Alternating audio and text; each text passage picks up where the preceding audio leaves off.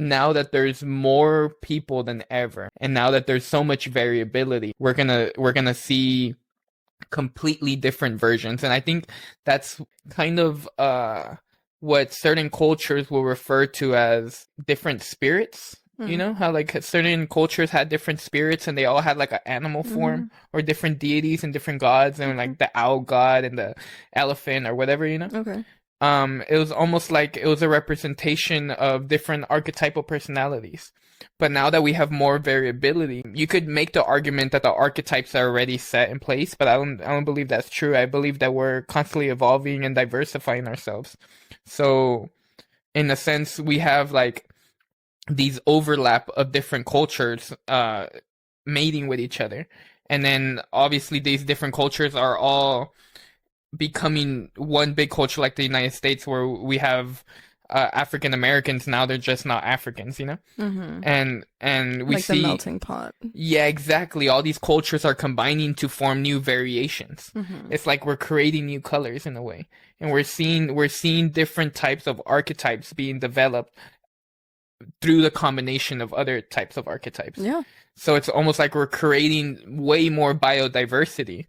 And in creating more biodiversity, we're seeing a lot more unique characters. Yeah. And maybe there could be a situation where people's health are declining. Over time, we're seeing obesity rise, we're seeing autism rise, where self-awareness is now more scarce than ever, but we have more biodiversity.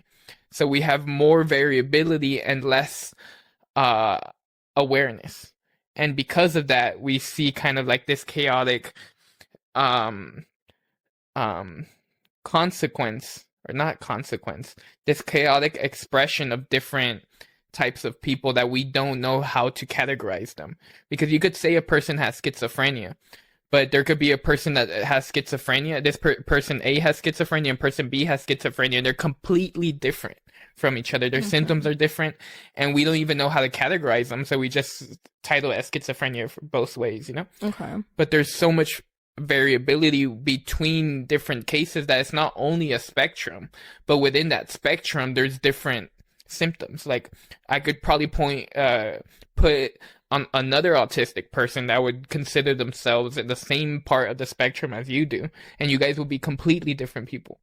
Oh, in yeah, the surely. in the sense where you guys are going to be motivated by different factors. You guys are going to be have different talents, you know, like maybe Absolutely. that person would memorize like license plates or something, you know.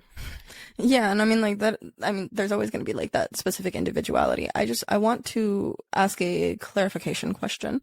Are you suggesting that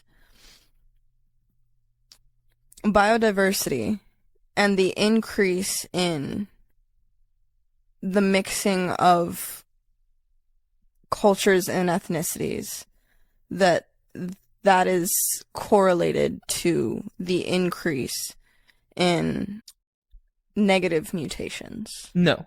So it's quite the opposite. Biodiversity is better. I said that what I mean is that the combination of all these cultures creates more biodiversity. But apart from that, us being in worse health creates a lack of understanding of our past. Because if we were all within our own culture, we could understand our past based on our ancestors, right? Like Right. the tribe has always been the tribe. Right. So you could understand yourself best by studying the history. Okay.